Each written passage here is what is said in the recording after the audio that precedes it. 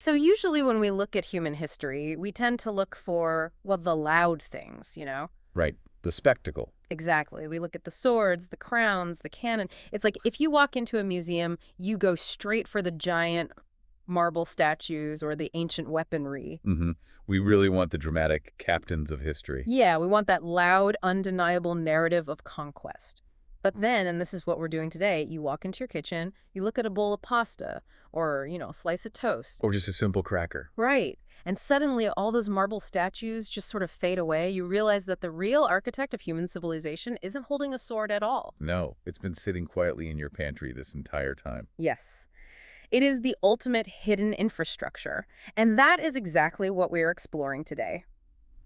Welcome to this custom deep dive. Yeah. Today we are unpacking a really fascinating set of notes and research focused entirely on a single, seemingly ordinary subject. Yeah. Wheat.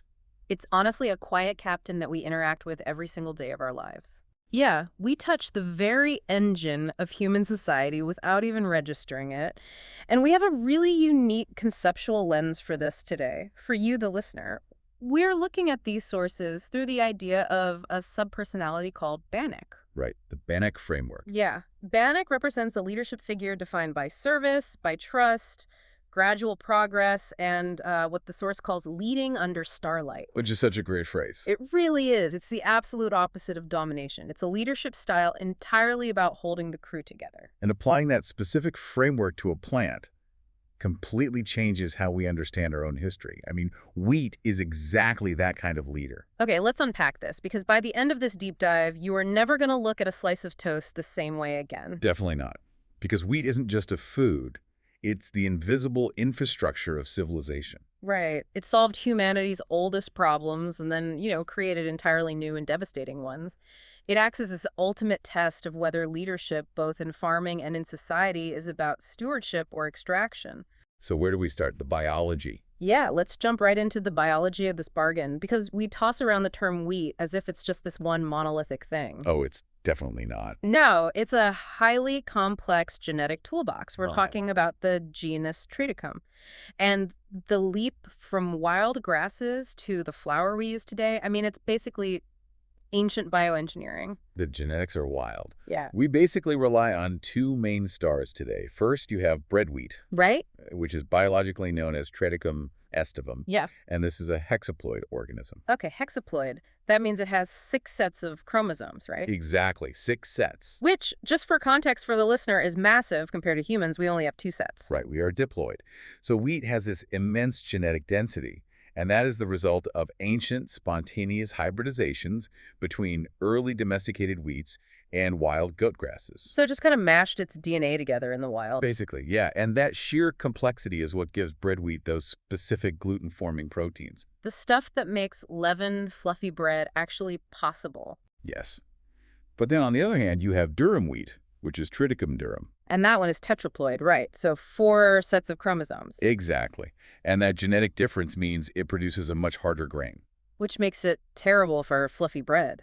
Terrible for bread, but the absolute perfect foundation for things that need to hold their shape in boiling water, like pasta, couscous, semolina. Wow. Okay, so to trace how we actually got these genetic marvels, we have to rewind, what, over 10,000 years? Roughly, yeah. Back to the Fertile Crescent. So that's the arc spanning modern-day Turkey, Syria, Iraq, the Levant. And back then, humans were dealing with the ancestors of these modern plants, ancient diploids and tetraploids like einkorn and emmer wheat. But the defining moment, the absolute turning point in our relationship with this grass, comes down to a structural shift in the plant's anatomy. And it's microscopic, really. It really is. It's where botany literally alters the trajectory of our species. We're talking about the transition from a brittle rachis to a non-shattering rachis. Okay, let's break that down. What is the rachis? So the rachis is the central stem of the wheat head. It's the axis that holds all the individual spikelets of grain together. Got it. And in the wild, having a brittle rachis is actually a good thing for the plant, right? Oh, it's a brilliant, highly effective evolutionary strategy. The wild plant develops a specialized layer of cells, an abscission zone that gets incredibly fragile right as the seeds mature. So it's designed to break. Exactly. When the seeds are ripe, the wind blows, that cellular layer snaps, the stem shatters, and the seeds scatter all over the ground to reproduce. Which, is great for the wild wheat. It's doing its job. Right. But it is an absolute nightmare for a human trying to gather enough calories to survive the winter. I mean, the moment you touch the plant with a flint sickle, the food just explodes onto the dirt. You're losing a massive percentage of the calories you're trying to harvest, just dropping them in the mud. So what happened? Did we just get lucky? Well, early foragers naturally ended up gathering the mutant plants. Yeah. In any wild population, you're going to have random genetic mutations. A tiny fraction of these wild wheat plants had a mutation that prevented that weak cellular zone from forming. So the seeds stayed firmly attached to the stalk. Which is terrible for the plant in the wild, right? It's a death sentence. In the wild, it can't reproduce. The seeds just sit there and rot on the stem. But for a human gatherer... It is the absolute jackpot. Wow. So they brought those non-shattering variants back to their camps. Yeah, they accidentally dropped some near their campsites, maybe saved the best seeds intentionally, and replanted them. And over generations, the human-tended fields just filled up with wheat that literally waited for the harvester. It waited for us. I look at the terms of this deal, and I really have to push back on the traditional narrative of progress. How so? Well, we always frame this as humans conquering nature, right? Yeah. We figured out farming, we won. But did we actually domesticate wheat, or did it domesticate us? Ah, that is the classic question. I mean, think about it for a second. It's like signing a binding biological contract. Before this, we were hunter-gatherers. We had flexible, varied diets. We moved across the landscape. And worked, arguably, way fewer hours. Exactly. Then we signed this bargain with wheat. We trade all that mobility for a lifetime of back-breaking, repetitive field labor. We're talking about clearing forests, pulling weeds, hauling water, threshing grain. Just to get predictable calories, we became tied to the land so the wheat could reproduce. We essentially became its optimal delivery system. Yes, it trained us. That is the ultimate paradox of domestication. It's a mutual dependency trap. Yeah. The wheat became dependent on humans to scatter its seeds because of that mutation. But humans became entirely dependent on the wheat to survive the winter. And it wasn't just this uncomplicated improvement in the human condition. Not at all.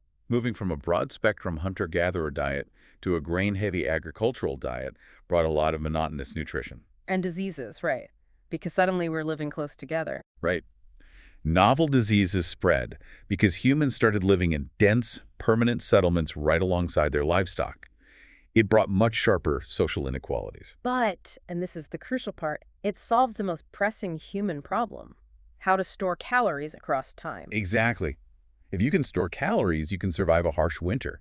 You can survive a drought year. You have a buffer. And creating that buffer completely rewired human social structures. Like, completely. It is the direct catalyst for the invention of the state. Which perfectly bridges us to the next point. Because how the nature of the crop worked literally dictated the nature of human governance. Wheat didn't just stay in the field, it moved into the city. And it brought bureaucracy right along with it. Wheat made bureaucracy not just possible, but incredibly useful. Right. And it comes down to a very physical characteristic. Because it's dry. Yes. It sounds overly simple, I know. Yeah. But the physical properties of the grain dictate its political utility. Think about trying to build a tax system on wandering sheep. Oh, it's impossible. Yeah. They move, they get sick, they die. You have to feed them. Or think about trying to build a tax system on tubers or fruit. A potato in the ground rots. A basket of berries spoils in a few days. You cannot fund a standing army with perishable goods. No. You can't build a permanent government apparatus on strawberries. But a grain of wheat, if you keep the moisture content below, what, like 14%? Around 14%, yeah. You can weigh it, you can measure it down to the gram, and you can store it in a silo for years. This introduces a really important concept in political anthropology: legibility. Okay, what does that mean? When a crop is grown above ground, matures all at once, and has to be processed and stored in centralized granaries, it makes the entire population legible to power. Meaning the government can see exactly what you have. Exactly. An early state cannot tax what it cannot see or measure. If you grow potatoes underground, the tax collector doesn't know how much you have. But wheat forces centralization. Wow. And if we look at this through the lens of our Bannock leadership theme, we see the dual nature of this centralization. Right, because Bannock is about stewardship, protecting the crew. Yeah. And a massive central granary can be the ultimate tool of stewardship.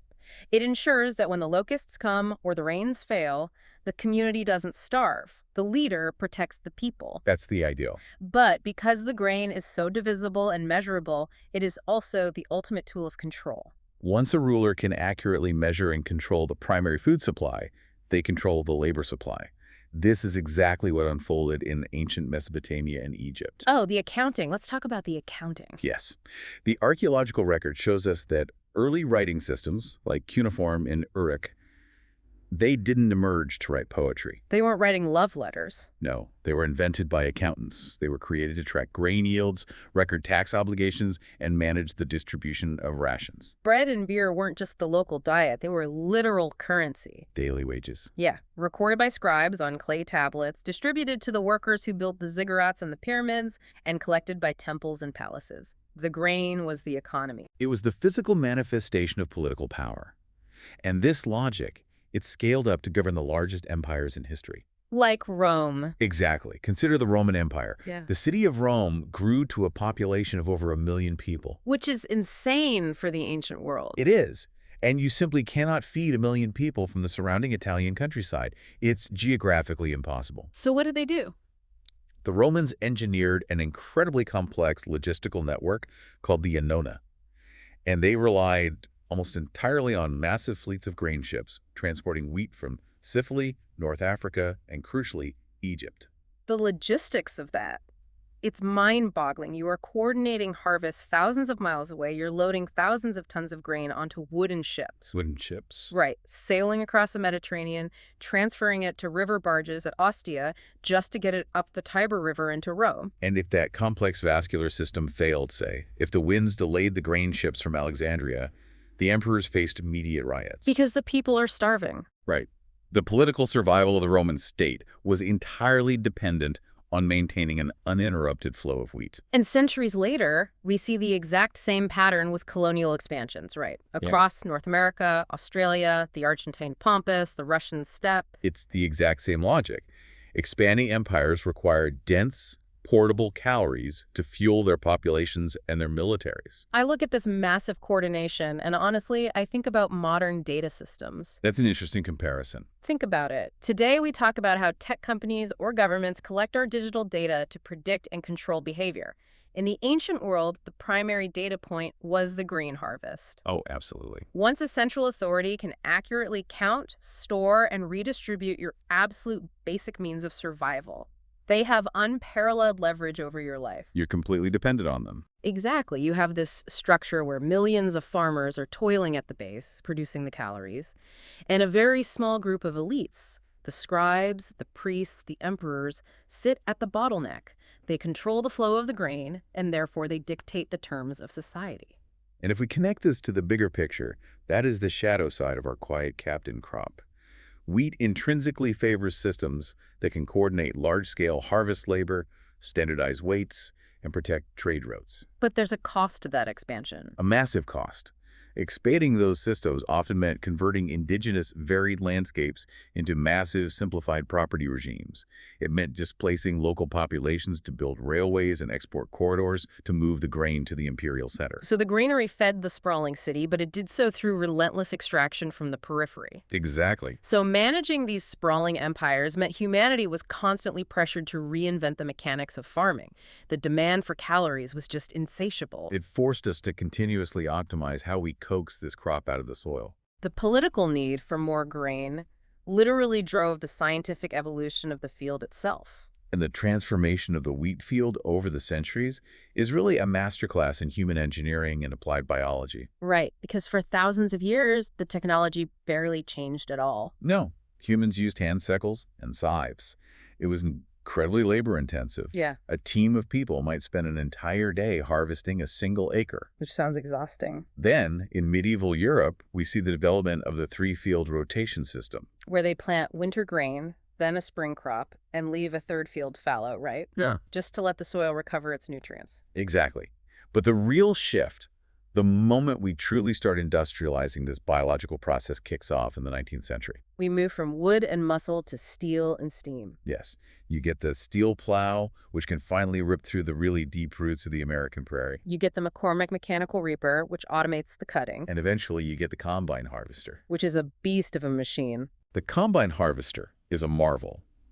It combines, hence the name, the three fundamental steps of the harvest into a single pass. Right.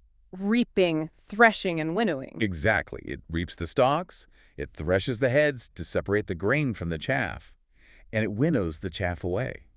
What used to take a village weeks to accomplish can now be done by a single operator in an air-conditioned cab in a matter of hours. It's unbelievable efficiency.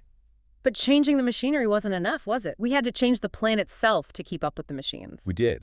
And that brings us to the mid-20th century and the Green Revolution. Norman Borlaug. Yes, Norman Borlaug and the development of semi-dwarf wheat varieties. Okay, let's explain this, because to understand why Borlaug's work won the Nobel Peace Prize, you have to understand the specific mechanical failure of traditional wheat when exposed to modern inputs. Right, so if you take a traditional tall variety of wheat and you apply heavy amounts of synthetic nitrogen fertilizer, the plant grows rapidly. It does exactly what you want it to do. It produces a massive, heavy head of grain. But the stalk grows too tall and spindly. It can't support the weight. So when a strong wind blows or a heavy rainfall, The heavy top pulls the plant down. The stalk snaps or bends over entirely. it's called lodging, right? Exactly, lodging. Once the wheat lodges, it lies flat on the ground. It rots, diseases set in, and a combine harvester cannot pick it up. The crop is completely ruined. So what did Borlaug do? Borlaug identified specific mutant genes, the RHT1 and RHT2 genes, which made the plant insensitive to certain growth hormones. Oh, wow. So he bred these borping genes into the high-yielding varieties. Yes. So you end up with a plant that is short, thick, and incredibly sturdy. It's basically a botanical tank. It really is. It can take massive doses of synthetic fertilizer and pack all that energy into the grain head without falling over. And to understand how farmers manage these high-yield systems today, we need to look at how agronomists track the biology of the plant. They don't just look at the field and say, oh, it's getting taller. No, it's incredibly precise. They use standardized metrics like the Feek scale or the Zadok scale. Let's talk about the Zadok scale, because this blew my mind.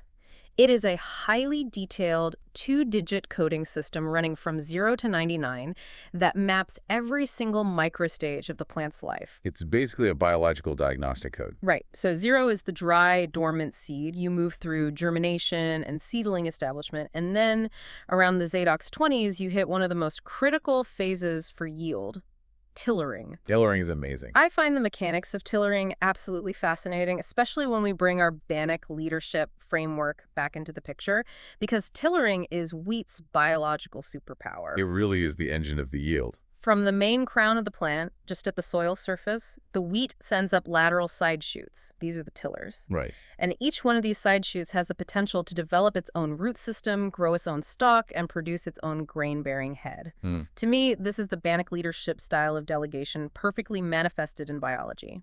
The main plant doesn't try to bear the entire burden of production alone. It assesses its environment. It reads the room, Yeah. essentially. Yes. If it senses it has abundant resources, plenty of water, ample sunlight, rich nitrogen in the soil, it builds a small, localized crew. It delegates the work of reproduction across multiple stalks to maximize the final harvest. The delegation analogy holds perfectly here because that localized crew requires immense logistical support, primarily in the form of nitrogen. Nitrogen is everything. Nitrogen is the fundamental building block for amino acids, which means it drives both the total yield and the protein content of the grain. And if the plant doesn't have enough? If the plant senses a nitrogen deficiency during this stage, it makes a ruthless biological calculation. It will abort the tillers. Oh, wow. It just cuts them off. It will sacrifice the side shoots to ensure the main stem survives to produce at least some seed. That's incredible. And on the flip side, if a farmer overapplies nitrogen, the plant produces too many tillers. It becomes overly dense, traps humidity, and becomes highly susceptible to fungal diseases like rust or powdery mildew. So it's a constant biochemical tightrope walk for the farmer. And the most dangerous part of that walk happens later in the season, right around Zadok's stage 60, the flowering stage. anthesis. Anthesis is the absolute danger zone for wheat. Because during this brief window, the wheat head pushes out its tiny anthers to release pollen and fertilize the ovaries. Right. And what's crucial to understand is how incredibly fragile this process is. A farmer can do everything right for 6 months. They can manage the soil, optimize the nitrogen, control the weeds, build a beautiful, lush canopy of tillers. And then, if a severe heat wave hits for just 2 or 3 days, exactly while the plant is flowering, the entire system collapses. The heat shock denatures the proteins required for fertilization.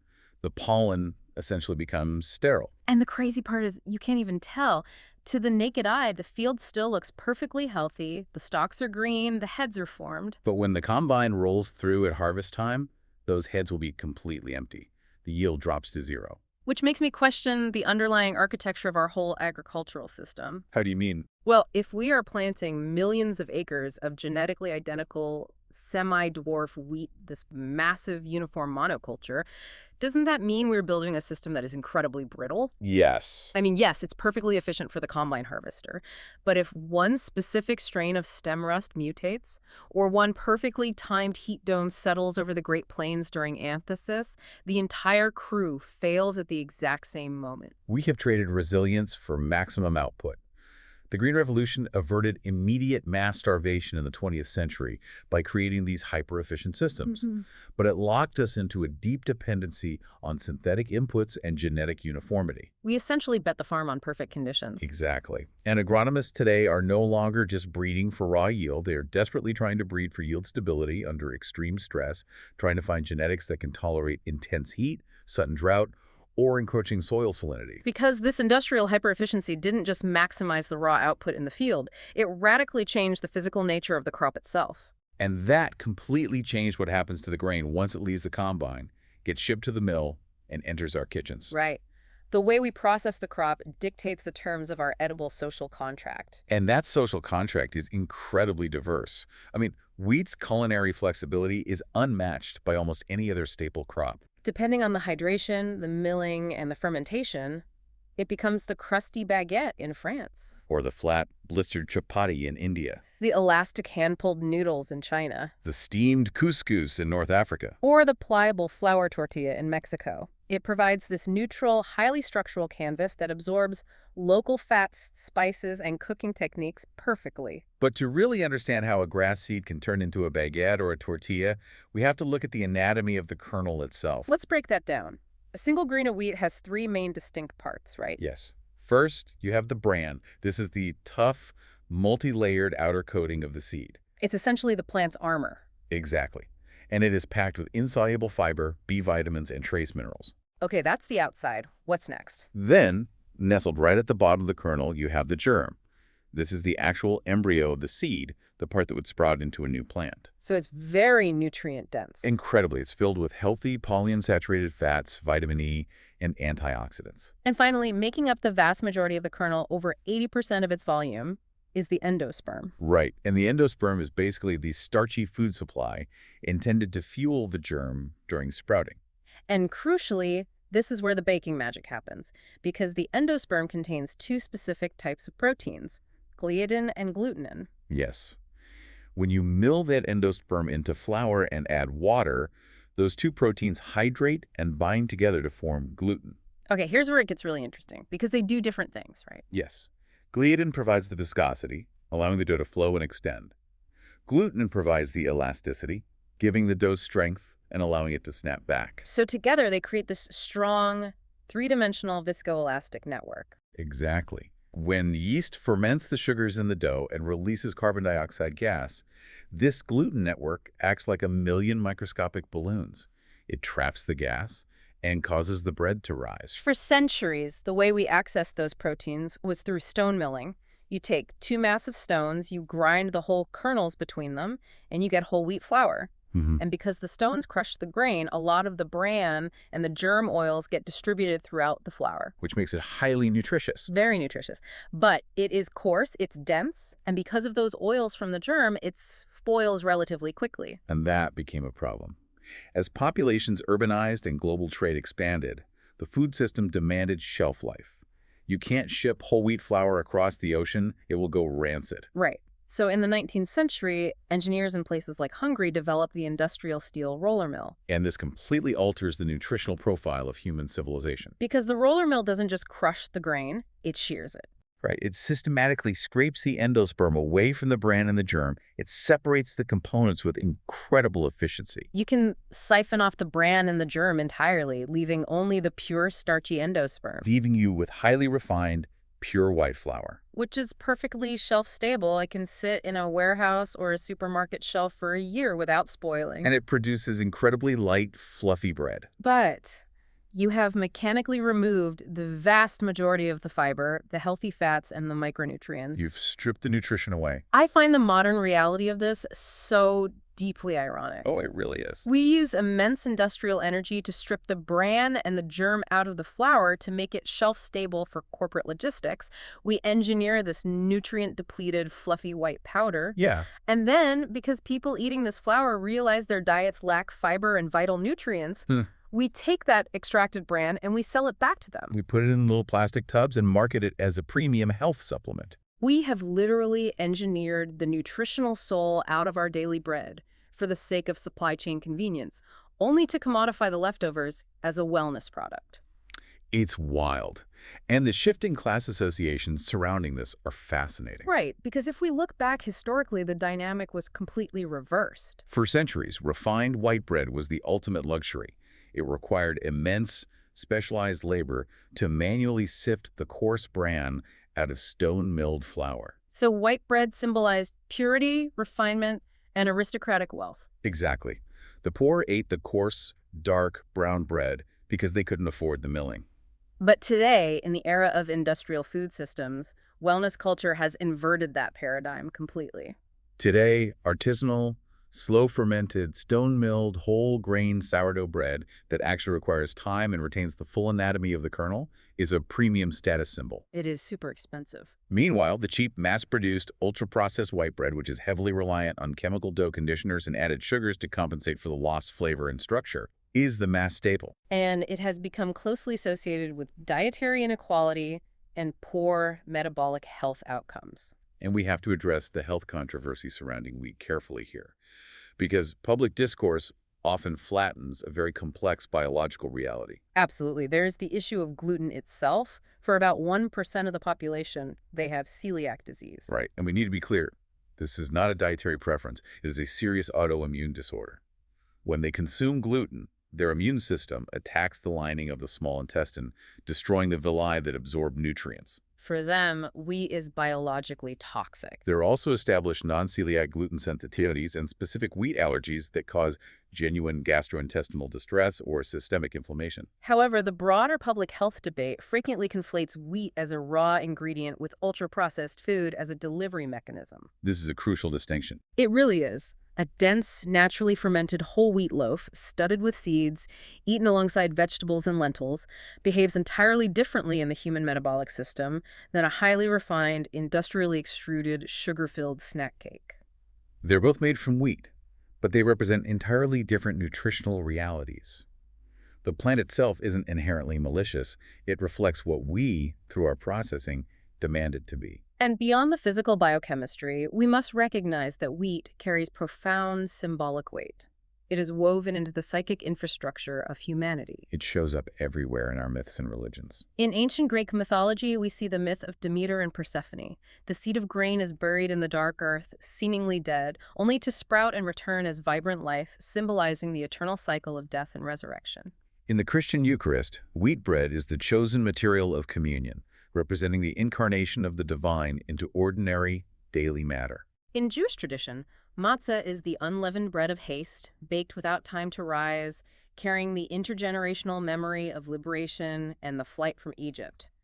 Bread is never just calories. No, it is the edible representation of the social contract. It binds communities together. We have become so technologically advanced at deconstructing this sacred grain, so adept at fractionating it into its isolated chemical components, that we don't even use it exclusively for food anymore. No, we have turned this ancient grass into a foundational, industrial raw material. The scale of processing takes us far beyond the loaf. Once industrial chemistry learned how to efficiently separate the components of the wheat kernel on a massive scale, Every single fraction of the plant became a potential independent revenue stream. We're talking about wet milling, right? Yes, a process called wet milling allows manufacturers to separate the gluten proteins from the wheat starch. And wheat starch has incredible physical properties. We're talking about things that have absolutely nothing to do with baking. Exactly.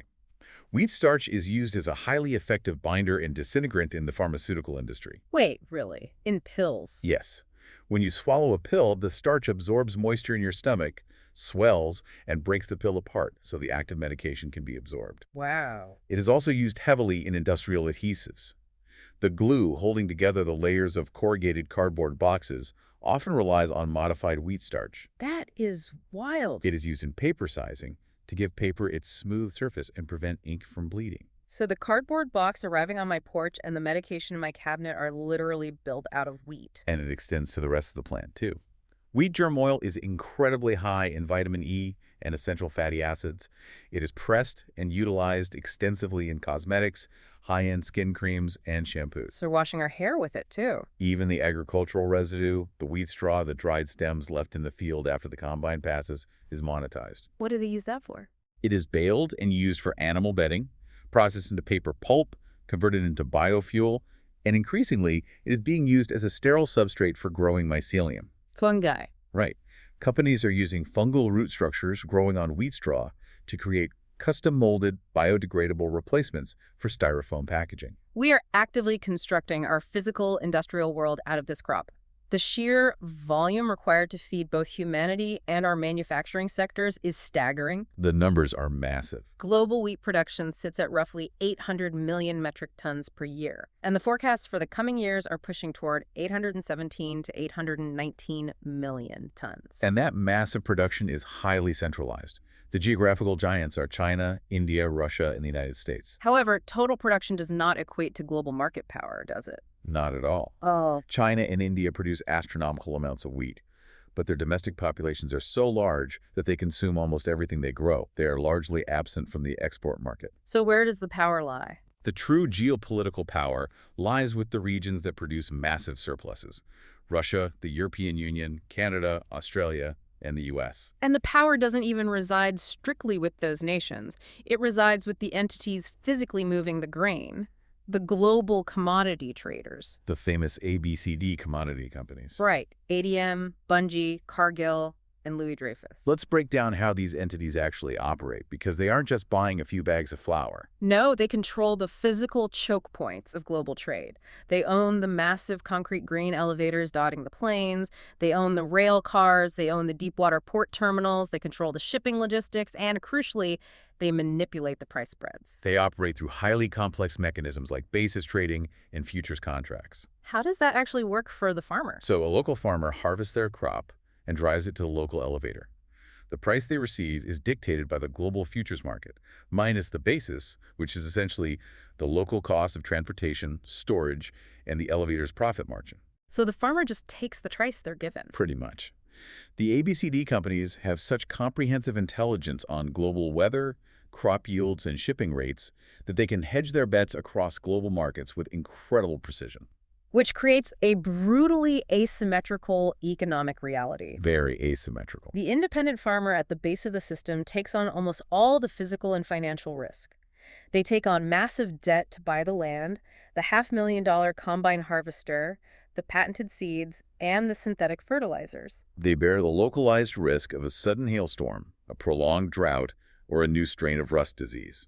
But the commodity traders, the massive milling corporations, and the global food brands sitting in the middle, they capture the vast majority of the financial profit. When you centralize a global food system to this degree, you create immense vulnerabilities. Well, yeah. The physical flow of 800 million tons of grain relies on a few critical maritime choke points. The Bosporus Strait connecting the Black Sea to the Mediterranean, the Suez Canal, the Panama Canal. When one of those bottlenecks tightens due to geopolitics, war, or extreme weather, the results are immediate. Wheat prices on the global market are not just numbers on a screen. They are literal hunger signals. For import-dependent regions, particularly heavily populated nations in the Middle East and North Africa, a severe drought in the American Great Plains, or a naval blockade in the Black Sea translates directly into a spike in the cost of flour in their local markets. And history tells us exactly what happens next. When marginalized populations are suddenly priced out of their daily bread, the social contract fractures. Historically and currently, governments fall over the price of wheat. They absolutely do. This massive extractive machine, driven by synthetic inputs, global trade monopolies, and industrial processing, is currently colliding headfirst with the physical limits of the biosphere. The system that allowed us to hit 800 million tons is actively undermining its own foundations.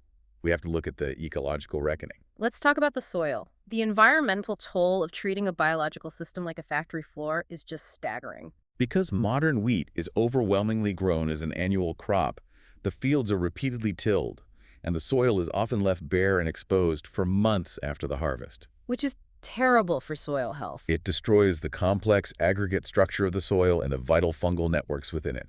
It makes the topsoil highly vulnerable to wind and water erosion. And we have seen exactly how catastrophic this can be. The Dust Bowl in the United States during the 1930s is the starkest historical warning we have. We plowed up millions of acres of deep-rooted, drought-resilient native prairie grasses to plant endless, uniform fields of wheat. And when a multi-year drought inevitably hit the plains, The wheat died. There were no roots left to hold the earth, and the topsoil literally blew away in continent-sized dust storms. and we are not just losing the soil, we are draining the water beneath it. Massive regions of global wheat production rely on intensive irrigation drawn from ancient fossil aquifers. Places like the North China Plain, the Ogalla Aquifer in the American Midwest, parts of India. We are pumping water out of the ground exponentially faster than rainfall can replenish it. It is an act of ecological deficit spending. But perhaps the most profound systemic issue is the fertilizer. The synthetic nitrogen that fueled the Green Revolution and props up our entire high-yield system. The manufacturing of synthetic nitrogen through the Haber-Bosch process is incredibly energy intensive. It requires massive amounts of natural gas. So global food production is directly tied to the fossil fuel industry. Completely tied to it, Huh? and releasing enormous volumes of carbon dioxide. Furthermore, the application of this fertilizer is deeply inefficient. The plant can only absorb so much. So what happens to the rest? The excess nitrogen that remains in the soil is broken down by soil microbes, which release nitrous oxide, a greenhouse gas that has nearly 300 times the warming potential of carbon dioxide. Wow. And the nitrogen that washes off the fields during heavy rains flows into river systems, causing massive algal blooms and hypoxic dead zones in lakes and coastal oceans. We are destabilizing the climate to grow the wheat, and now the destabilized climate is coming for the wheat itself. We talked earlier about how incredibly vulnerable the plant is during anthesis, that delicate flowering stage. The models are showing that drought stress during flowering is currently the single largest threat to global yields. And the risk of extreme, sudden heat domes sterilizing the pollen before the grain can even form is escalating rapidly.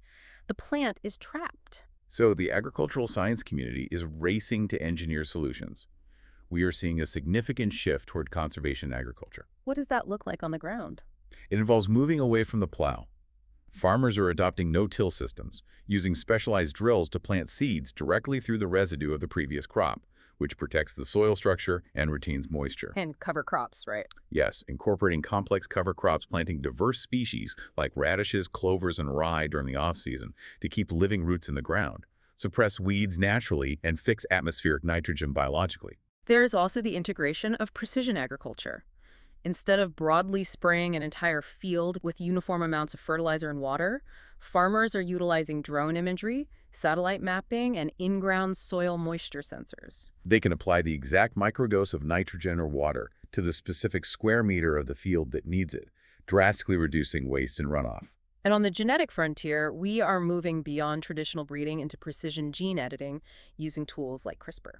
Scientists are actively trying to edit specific genes to upregulate the plant's heat shock proteins, hoping to create varieties that can maintain fertility during a severe heat wave. They are even using CRISPR to edit out the genetic precursors that form acrylamide, a potentially carcinogenic chemical that naturally forms when traditional wheat is baked or toasted at high temperatures. And an incredible convergence of ecology and high technology. And if we pull all of these threads together, we return perfectly to our foundational Bannock philosophy. The defining characteristic of the Bannock leader is that they do not view a crisis merely as something to survive. Right. When the storm passes, the Bannock leader believes that what was broken must be actively healed. Our relationship with wheat has broken the soil, the water cycles, and the climate. The future of this crop cannot be secured by waiting for a single miracle seed from a lab or deploying a slightly more efficient drone. What's fascinating here is that it demands a complete, systems-level paradigm shift. We have to transition the entire architecture of global agriculture away from an ethos of relentless short-term extraction and move toward an ethos of deep stewardship. We have to figure out how to reliably feed the crew, the 8 billion people relying on this system, without maintaining the convenient fiction that the soil never tires. We must align our economic incentives with the biological realities of the ecosystem. So what does this all mean? Which leaves us with the ultimate practical dilemma. Can regenerative, conservation-based agriculture actually scale up to meet the demand? That is the million-dollar question. Can a system of no-till, cover-cropped, carefully rotated fields produce the 800 million tons of wheat the global market demands every single year? Or is regenerative, stone-milled, locally sourced wheat destined to remain a niche, expensive luxury for affluent consumers, while the vast majority of the world remains tethered to the fragile, extractive industrial system? That tension will absolutely define the next century of human survival. Regenerative systems are undeniably more resilient to climate shocks, and they restore the natural capital of the soil. But transitioning a massive conventional farm away from chemical dependency is not like flipping a switch. It takes years for the soil biology to recover. It carries immense, immediate financial risk for the farmer, who is often heavily indebted. And crucially, it requires a marketplace that is willing to compensate farmers for producing ecological health and systemic resilience, rather than just paying the absolute lowest price for raw starch. Well, we have covered an immense amount of ground today. We started by looking at a wild, ancient grass clinging to a hillside in the Fertile Crescent, a plant that accidentally mutated to hold onto its seeds. We watched humans recognize that mutation and sign a binding intergenerational bargain with it. We explored how that biological pact spiraled into a bureaucratic tool that built the earliest states, forced the invention of writing, and fed the Roman legions. We looked at how the insatiable demand for this grain drove the invention of the combine harvester, the genetic manipulation of the Green Revolution, and the microscopic chemistry of gluten and industrial fractionation. And we traced how that relentless pursuit of efficiency centralized global power, degraded the nutritional value of our food, and brought our agricultural ecosystems to the brink of exhaustion. Wheat really is the ultimate mirror. It is the crop that asks us, generation after generation, whether we are capable of shared provision and stewardship, or whether we will inevitably succumb to the allure of control and extraction. Yeah. And I want to leave you with a final thought to mull over, building directly on this central metaphor of Bannock. If wheat is the ultimate Bannock-coated crop, a quiet, vital captain that waits patiently in the pantry, holding the crew of human civilization together without ever demanding the spotlight, then every single time you buy a bag of flour or a loaf of bread, you are participating in a moral agreement. Right. But here is the question you need to take with you. In an era defined by AI-driven combine harvesters, CRISPR gene-edited seeds, patent laws, and global commodity warfare, who is actually writing the terms of that agreement today? Is it the farmer, sweating over the weather forecast of their debt load? Is it the living biology of the soil? Is it the algorithmic trading desk at a corporate commodity house sitting in the bottleneck of the supply chain? Or is it you, through the precise demands you make of the food system? The next time you walk into your kitchen and look at that simple slice of toast, remember, you aren't just looking at breakfast. You are looking at a 10,000-year-old biological pact. You are looking at a piece of edible civilization. And the loud marble statues of history have absolutely nothing on it. Thank you for joining us on this deep dive.